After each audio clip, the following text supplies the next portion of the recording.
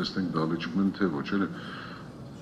Բագրատ Սրբազան, Վազգեն Գաստանյան դալիճում է, ներկա է, Մոսես Շարբատյան ներկա է, Արմեն Ալեքսանյան,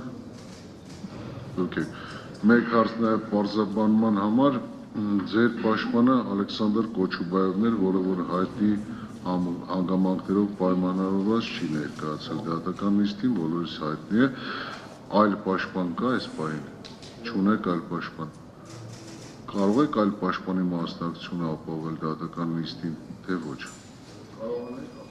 Չեք կարող։ Լավ։ Արսեն Ղազարյան,